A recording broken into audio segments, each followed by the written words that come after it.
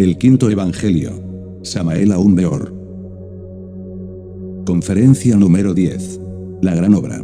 Fundamentos alquímicos de la gran obra. Fecha de grabación: 1970. Lugar de grabación: Ciudad de México, México. Contexto: plática dictada a los hermanos de Sudamérica. Fuente del texto: edición impresa del Quinto Evangelio. A nosotros lo único que nos interesa es la gran obra.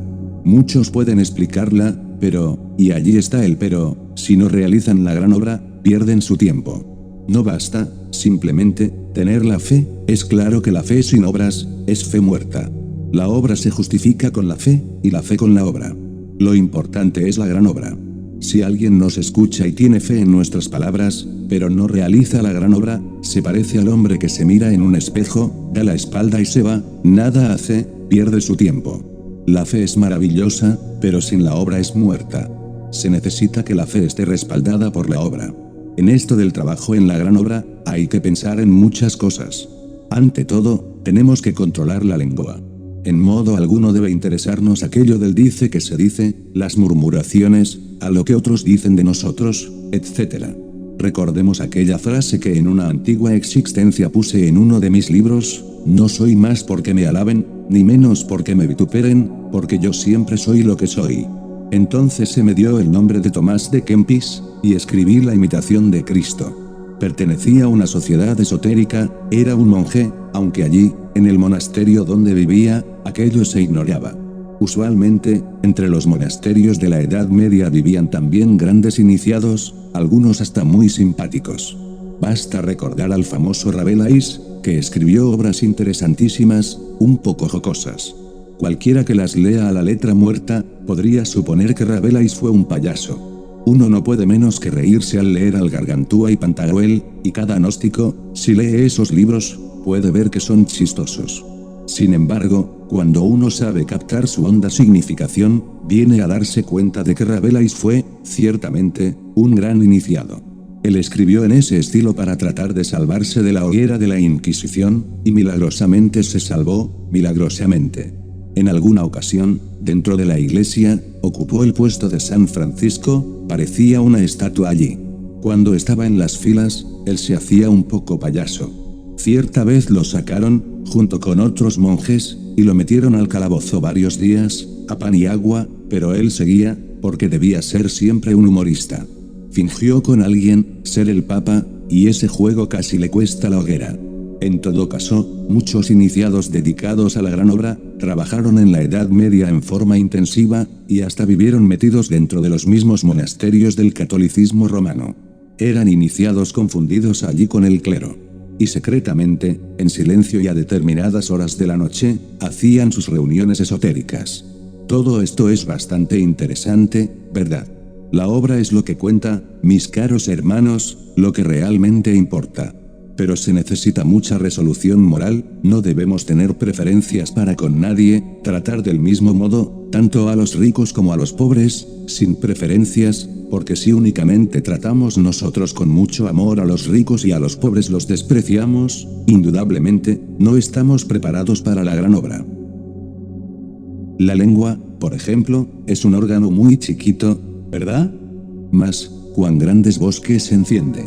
El que logre controlar la lengua, controla al sexo, porque son los dos polos de una misma cosa.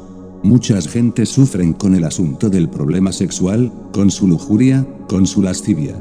Controlando la lengua, se controla al sexo y se controla a todo el cuerpo en general. Vean ustedes un caballo, por muy brioso que sea, se le pone un freno en la boca y lo monta uno y lo controla. Lo mismo es la lengua, si la controlamos, todo el cuerpo queda bajo control.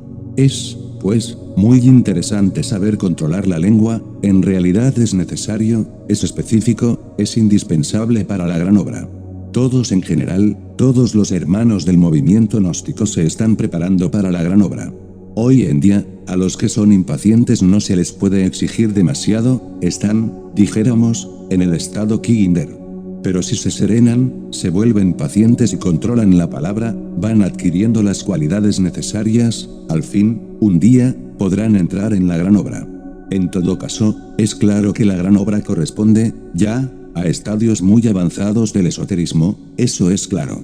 Ante todo, están, dijéramos, elaborando el fuego, preparando el fuego. Algún día, habrán ustedes conseguido la preparación completa del fuego, entonces será cuando van a comenzar la gran obra. Hablando desde el punto de vista alquimista, diría que ustedes actualmente, y me refiero a los hermanos que están trabajando en la forja de los cíclopes, poseen lo que podríamos llamar, en alquimia, el león verde. Obviamente, cuando empiecen a trabajar en la gran obra, ya tendrán entonces el león rojo. Pero, ¿qué se entiende, en alquimia, por el león verde?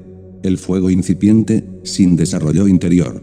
¿Y qué se entiende, en alquimia, por el león rojo? El fuego ya totalmente desarrollado, el azufre, dijéramos, que simboliza al fuego, ya completamente mezclado con el mercurio, y que está simbolizado por el cisne.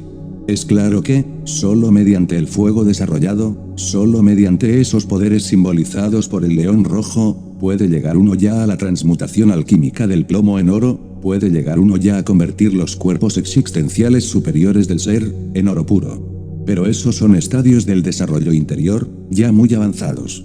Conforme transmutan, ustedes trabajan tan solo con el león verde, están preparando sus fuegos para la gran obra. En este estado de preparación, tienen que hacer un balance de sí mismos, para saber exactamente qué es lo que tienen de inhumanos, y qué de humano. Hay que eliminar los elementos inhumanos y hay que pulir los elementos humanos, eso es indispensable. Desafortunadamente, y es lo más doloroso, la humanidad actual, o para hablar en forma más exacta, los humanoides que pueblan la faz de la Tierra, ciertamente nada tiene de humana, porque si miramos una máquina humana o humanoide, hallaremos dentro de ella un asiento vital orgánico, y eso es todo. Mucho más allá del cuerpo físico y del vital, que es el asiento de la vida, encontramos el ego, el yo, el mí mismo, el sí mismo. Obviamente, ese ego no tiene nada de hermoso, solamente es una suma de agregados psíquicos, que personifican a nuestros errores. Tales agregados, más bien poseen figuras animalescas. Lo más desagradable es saber que la esencia, la conciencia, está enfrascada, embotellada, embutida entre esas figuras animalescas, entre esos agregados que en su conjunto constituyen lo que podríamos llamar el mí mismo, el sí mismo, el yo. Podrán ver ustedes, pues, que el estado en el que nos encontramos es triste y lamentable, somos simplemente máquinas controladas por los diversos componentes que constituyen el ego, el yo. Vinimos al mundo por el sexo. Tuvimos un padre, tuvimos una madre, que sexualmente se unieron, y como resultado llegamos a este mundo. Es muy interesante ver cómo nos formamos dentro de ese cuerpo, dentro del cuerpo materno, es decir, cómo nuestro vehículo material o cuerpo planetario, se desenvolvió y desarrolló, mezclado con el materno. Obviamente, fue un germen lo que penetró en el organismo materno. Ese germen se desarrolló y desenvolvió, y nació en su momento oportuno, es un producto del sexo. Más tarde, después del nacimiento, dicho germen siguió creciendo y desenvolviéndose, pasamos por la etapa de la niñez, con el proceso de desarrollo, por el de la adolescencia, hasta llegar a la juventud. Lo interesante es que todos esos procesos, empezando por el de la simple concepción, tuvieron como causa causorum la unión sexual de nuestro padre y de nuestra madre terrenal. Toda esa metamorfosis, por la cual pasa el feto dentro del vientre materno, obviamente es algo extraordinario. Ahora, por el hecho de haber nacido, no terminó el proceso de desarrollo del germen, y eso es obvio. Mucha gente cree, y eso es bastante lamentable, que un adolescente puede ya, perfectamente, tener relación sexual, y no hay duda de que los adolescentes de nuestra época, copulan antes de la edad determinada. Eso es monstruoso, ¿verdad? Porque sin haber terminado el germen su desarrollo y ya están copulando, es fuera de toda duda criminoso, sin haber aguardado la mayoría de edad.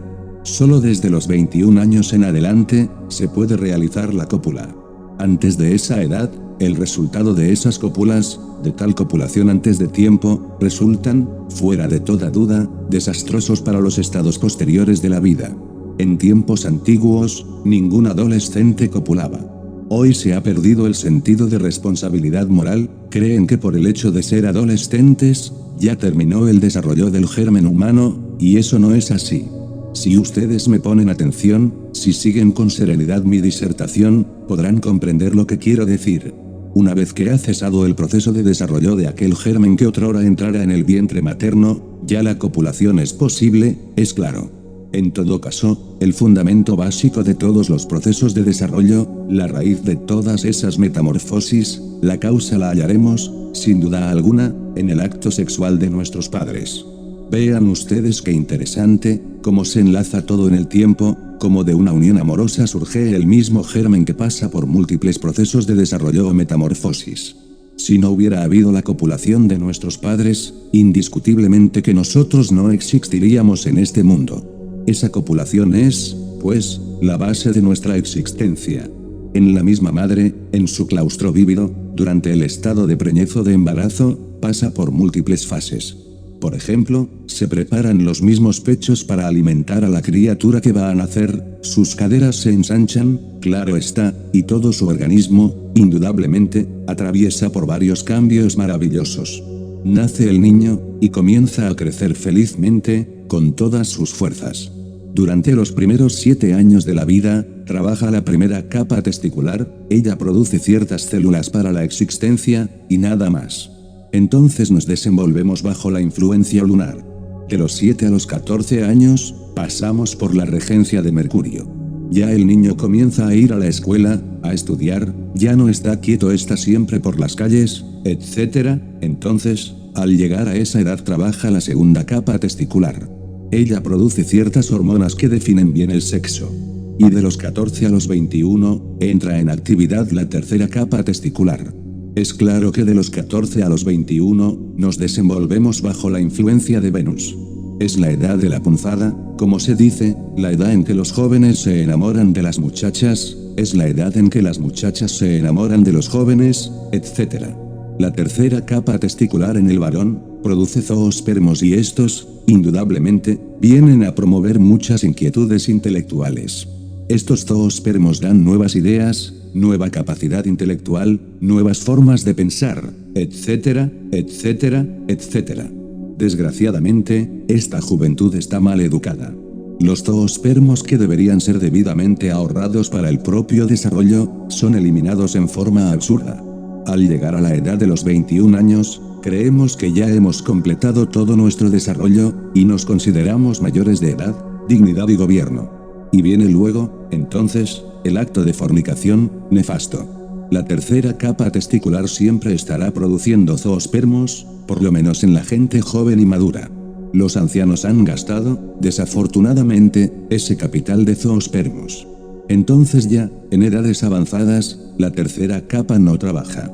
Fabrican algunos, sí, pero a largos intervalos, deviene la impotencia senil. El anciano aguarda a que su tercera capa testicular haya producido una buena cantidad de zoospermos, para ir a eliminarlos. No hay duda de que su mujer tiene que aguardar 15, 20 días, un mes, 2, 3 meses, mientras el anciano fabrica sus zoospermos, cuando ya él los tiene los elimina en unos pocos minutos. ¿Cuál es la diferencia existente entre la gente anciana y la joven? Una. ¿Cuál? Que en los jóvenes trabaja la tercera capa testicular y produce zoospermos, esto les da ciertas inquietudes revolucionarias, cierta forma de pensar diferente, etc., mientras que en los ancianos, como ya no trabaja esa tercera capa testicular, no hay suficientes zoospermos, entonces no tiene esas inquietudes revolucionarias, no se abren a lo nuevo, se quedan con lo que aprendieron cuando eran jóvenes, con las doctrinas que entonces grabaron en su mente, en su memoria, se convierten en viejos retardatarios, en viejos que no quieren dar un paso hacia adelante y que miran a los jóvenes con desdén y con desprecio. La pugna que existe, dijéramos, entre los hombres de la vieja guardia y los muchachitos de la nueva ola, estriba exactamente en eso. Porque los viejos decrépitos, como ya no pueden fabricar zoospermos, se quedan estancados con lo que aprendieron, con el pasado, petrificados. Los jóvenes son diferentes, como están produciendo zoospermos, tienen ideas revolucionarias, se abren a lo nuevo, buscan algo superior. Pero los viejos no aceptan esto, los viejos se molestan con la forma de pensar de los jóvenes, no les gusta su manera de ser, quieren que los jóvenes marchen por caminos viejos, no tienen nada que dar. Vean ustedes, pues, la causa de las pugnas entre la vieja y la nueva ola. Así pues que la vida se desarrolla y se desenvuelve sexualmente. Gracias al sexo, hemos podido tener este cuerpo físico. Es claro que, sexualmente, podríamos nosotros transformarnos. Si nuestros padres, si la naturaleza nos han creado hasta cierto punto, nosotros podemos recrearnos, completar, dijéramos, esa creación y llevarla más adelante. Darle a nuestra propia organización formas nuevas de ser, promover en nosotros algo grande, hacer de nosotros verdaderas criaturas divinales, es posible mediante esa fuerza que nos llevó por todos esos procesos del sexo, convertirnos en individuos de verdad. Mediante la transmutación del esperma sagrado, podemos nosotros crear un nuevo organismo, dentro del que ya tenemos. Ese organismo es el cuerpo astral. Tal cuerpo tiene sus leyes, sus principios, sus fuerzas, su alimentación, etc. Uno sabe que tiene un cuerpo astral porque puede moverse con él, porque puede viajar libremente, a través del espacio, en la misma forma que uno sabe que tiene piernas porque puede moverlas, que tiene manos porque puede usarlas, o que tiene ojos porque puede ver. Transformando ese esperma en energía, podemos también coagular tal energía en la forma de un cuerpo mental. Este cuerpo mental también tiene sus leyes, sus principios, sus fuerzas, sus poderes. Uno sabe que tiene un cuerpo mental porque puede usarlo, porque puede con él capturar o aprehender toda la sabiduría del universo. Con la transmutación del esperma en energía, podemos nosotros crear un cuerpo de la voluntad consciente, o cuerpo causal. Cuando tal vehículo ha sido totalmente creado, mediante la transformación sexual, realmente, podemos nosotros encarnar, en sí mismos, eso que se llama alma humana, y venimos a quedar convertidos en hombres auténticos, legítimos, verdaderos, en hombres con alma, en el sentido más trascendental de la palabra. Todas estas cosas pertenecen a la misma fuerza que nos creó y que nos ha hecho pasar por múltiples procesos. Nuestros padres, repito, aportaron el germen que ha pasado por tantos y tantos procesos. La naturaleza ha hecho lo que ha podido, pero nosotros podemos continuar con esos procesos sexuales, en forma trascendente y trascendental, hasta llegar a convertirnos en regentes del universo, en dioses. Obviamente, la fuerza que nos creó, debe ser también utilizada para destruir los elementos inhumanos que llevamos dentro, los agregados psíquicos, de los cuales ya hablé. Si nosotros, por ejemplo, aprovechamos el poder contenido en el sexo, ese fuego sagrado, ese rayo que brota de la materia caótica, existente en nuestro sistema seminal, llamado Kundalini por los orientales, bien podríamos desintegrar solo con ese rayo todos los elementos inhumanos que cargamos dentro. Vean ustedes, pues, ese doble aspecto de la energía creadora, lo mismo sirve para desintegrar los elementos inhumanos que para crear los elementos humanos. Así pues, el germen es el resultado de las glándulas sexuales de nuestro padre y que se complementó con el óvulo de nuestra madre.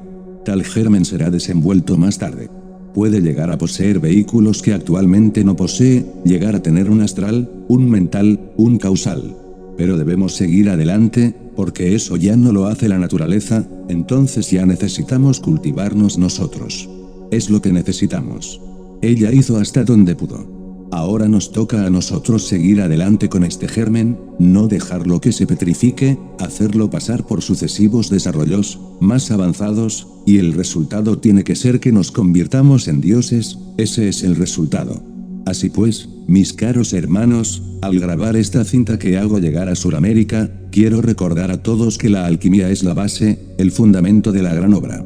Al mandar esta cinta, al grabarla aquí junto con ustedes, digo que la gran obra sería imposible sin la transmutación sexual. Crear los vehículos, es lo primero, obviamente, después hay que recubrirlos y perfeccionarlos, debemos recubrirlos con las distintas partes del ser. Porque una cosa es crear el cuerpo astral, por ejemplo, y otra cosa es llevarlo a la perfección. Una cosa es crear un cuerpo mental, mediante la transmutación del hidrógeno sexual Si-12, y otra cosa es llevarlo a la perfección. Una cosa es crear un cuerpo de la voluntad consciente, o cuerpo causal, y otra cosa es llevarlo a la perfección. ¿Y qué se entiende entonces por perfección de un cuerpo? Cuando el cuerpo astral, por ejemplo, ha sido transmutado, ha sido, dijéramos, convertido en un vehículo de oro puro, se dice que es perfecto. Pero, para que el cuerpo astral se convierta en un vehículo de oro puro, se necesita desintegrar lo que tiene de imperfecto, eliminar los elementos inhumanos, realizar un trabajo de alquimia. Los grandes alquimistas dicen que la materia prima es la que va a transmutar, es decir, que los elementos inhumanos que están penetrando y compenetrando a ese astral que hemos fabricado, deben ser disueltos. En esto de disolver, hay cosas extraordinarias, tenemos que apelar al disolvente universal, según la alquimia. Tal disolvente no es otra cosa sino el mismo fuego secreto y filosofal. Es decir, con el poder del Kundalini podemos disolver, desintegrar los elementos inhumanos. Pregunta. Maestro, sin ese disolvente universal, no se puede transmutar la materia prima. Respuesta del maestro Samael. Pues, si uno no tiene el poder del Kundalini, ¿cómo podría desintegrar los elementos inhumanos? En esto juegan gran papel los colores. Cuando uno comienza a desintegrar los elementos inhumanos que se han posesionado del cuerpo astral, ellos toman un color negro y están simbolizados, en la alquimia, por el cuervo. Tal color negro es el basamento, el fundamento de toda transmutación, por eso se dice que hay que blanquear el cuervo. Esto significa que después de haber desintegrado, quemado, dijéramos, la materia putrefacta, los elementos inhumanos, el cuerpo astral tiene ya un blanco inmaculado. Por último, se dice que la materia prima debe tomar un color rojo. Es decir, al llegar a estas alturas, podemos ya saber que el cuerpo astral se ha transformado en oro puro, en un vehículo de oro. Por eso se dice, de nosotros, que cargamos el oro adentro, el oro solar. Así, el cuerpo astral, convertido en un vehículo de oro, es devorado por la serpiente. Cuando el cuerpo astral es devorado por la serpiente, es obvio que queda recubierto por las distintas partes del ser, queda convertido en un cuerpo perfecto, en un cuerpo de perfección. Un trabajo muy similar habría que realizar, y hay que realizar, fuera de toda duda, con el cuerpo mental y el causal, y mucho más tarde hay que transformar, en oro puro, a los vehículos búdico y átmico. Solo cuando nuestros cuerpos son de oro puro, cuando realmente resplandecen, pueden ser absorbidos por el tercer logos. Así es como viene el logos a la existencia. Él resucita, se levanta de entre su sepulcro, para aparecer aquí, en el mundo de la carne, en el mundo físico, es la resurrección de los muertos. Así pues, mis caros hermanos, los que me escuchan, tanto aquí como en Sudamérica, no solo hay que fabricar los cuerpos existenciales superiores del ser, sino que también hay que llevarlos a la perfección, y por último, deben ser recubiertos por las distintas partes del ser. En síntesis, les estoy hablando de la forma como podemos nosotros utilizar la energía sexual, para hacer que aquel pequeñísimo germen, que un día entró en el claustro materno, llegue a convertirse por último en un hombre solar, en el Adam Kadmon, de que nos habla la cábala hebraica. Transformar el plomo en oro, es lo fundamental. Debemos reducir a carbón, dijéramos, toda esa materia, todos esos agregados inhumanos que llevamos dentro, para que en su reemplazo aparezca, en cada uno de nosotros, el hombre solar. Hay urgencia, hay necesidad, mis caros hermanos, como les digo, de preparar ahora el fuego para la gran obra. La gran obra, en sí misma, viene a realizarse cuando ya comienza uno a transmutar, definitivamente, a los vehículos creados en vehículos solares, es decir, cuando comienza uno a transmutar los cuerpos existenciales superiores del ser, en cuerpos de oro. Cuando uno elimina los desechos, lo que de inhumano tenemos, y solo queda en uno el hombre solar, eso ya pertenece a la gran obra. Yo estoy hablando esta noche, aquí, en síntesis, porque si quisiera hablar en detalles sobre todo esto, tendríamos que escribir un libro de alquimia. Querer platicar sobre todos los procesos alquimistas, esta noche, les aseguro que no terminaríamos en lo que nos falta de la noche, y aquí tendríamos que estarnos meses y hasta años hablando. Lo único que he querido, es hacer énfasis en los procesos sexuales, en cómo el germen ha pasado por múltiples desarrollos, en que no debemos contentarnos con dejarlo en el estado en que la naturaleza lo dejó, en que ahora nosotros debemos poner de nuestra parte y continuar recreando ese germen, haciéndolo cada vez mejor, transformándolo, revistiéndolo con los cuerpos existenciales superiores del ser, etc., y eliminando los desechos, hasta convertirlo, por último, en el hombre solar. El fundamento es el mismo, el punto de partida fue el acto sexual de nuestro padre y de nuestra madre. La forma como lo podemos llevar a un ulterior grado de desarrollo, es mediante la misma fuerza sexual que nos creó. Si esa fuerza extraordinaria nos trajo a la existencia, obviamente, tal fuerza puede servirnos para seguir haciendo las transformaciones del germen, hasta conseguir de él, no un simple mejoramiento, sino algo grandioso, hasta conseguir, de él, la formación del hombre solar. No olvidar los procesos sexuales, con ellos se inició el proceso del germen. Lo importante es seguir con esos procesos, no dejarlos estancar, continuarlos, hasta que de todo esto resulte, mediante las sucesivas transformaciones sexuales, el hombre auténtico, el hombre solar, el San Cristóbal. ¿Saben ustedes qué es el San Cristóbal? Cristóbal, el hombre que lleva el Cristo adentro, el cristificado. Cristóforo, deviene de una raíz que es símil de San Cristóbal, aquel que lleva, adentro, el oro naciente. Tal oro naciente resulta, pues, del ascenso del Mercurio de la filosofía secreta. Tal Mercurio es el ens seminis. Cristóforo, aquel que ya logró, dijéramos, y hablando en lenguaje alquimista, lo fijo por lo volátil. Lo fijo es el sulfato, el azufre, mejor dijéramos, de la filosofía secreta, el fuego. Por lo volátil significa, dijéramos, el mercurio espiritual. El azufre está representado por el fuego, por la serpiente, y lo volátil está representado por el águila. El azufre es el fuego, la divina madre Kundalini, y lo volátil es el mercurio, o sea, el tercer logos. Cuando ya la divina madre Kundalini, la serpiente, ha sido tragada por el águila, que es el tercer logos, resulta la serpiente emplumada de los aztecas, entonces tenemos el San Cristóbal, el hombre que carga al Cristo adentro.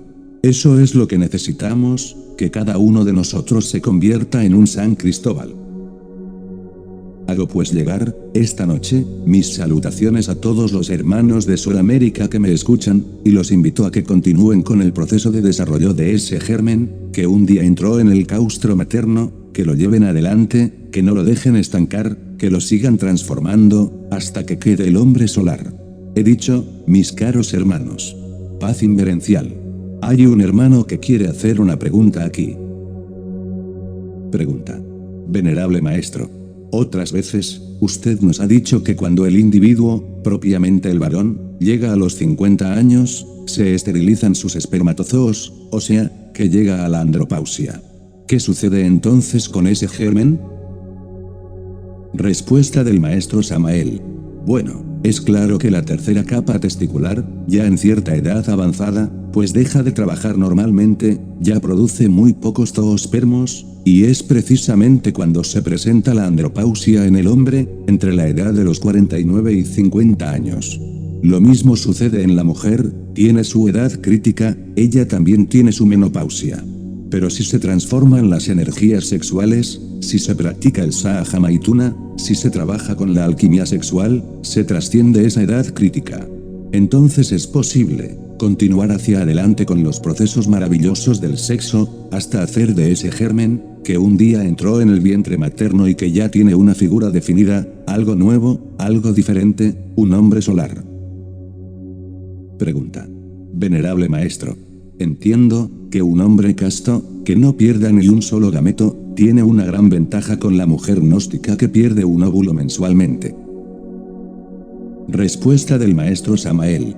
Pues, me parece a mí exagerada la afirmación. Porque una mujer pierde un óvulo, y cuando un hombre fornicario pierde 7 u 8 o 10 millones de zoospermos, ¿y qué es un óvulo mensual en comparación con los millones de zoospermos que pierde el fornicario? Ahora, aun cuando sea casto el individuo, aún transmutando la energía sexual en la forja de los cíclopes, no dejan de escaparse en algunos zoospermos que son los que permiten, indudablemente, la fecundación de la matriz. Indudablemente, esos zoospermos que se escapan, unos pocos que se escapan, si se suman al año, son varios, en cambio la mujer, no pierde sino un solo gameto cada mes, con un poco de sangre, ya cargada de humores, desechos o principios químicos que no sirven ya al organismo. Pregunta. Venerable maestro, ¿qué diferencia hay entre una mujer gnóstica y una mujer no gnóstica que llega a la menopausia? Respuesta del maestro Samael. en la mujer gnóstica que llega a la menopausia, que ha estado transmutando sus energías sexuales, indudablemente, debe pasar por la menopausia, no quiere decir que no tenga que atravesar la edad crítica, claro está que sí, no quiere decir que no sienta los efectos de la menopausia, claro está que los sentirá, pero también es muy cierto que al fin pasará por esa zona de peligro y entonces podrá seguir trabajando en la forja de los cíclopes. En cambio, en la mujer profana, que ha desgastado su organismo con la fornicación, sufrirá espantosamente en la menopausia, y es casi seguro que queda su organismo arruinado después de la menopausia, puede llegar, francamente, a la impotencia. He ahí la diferencia de la que ha estado transmutando y de aquella que fue profana, que jamás transmutó.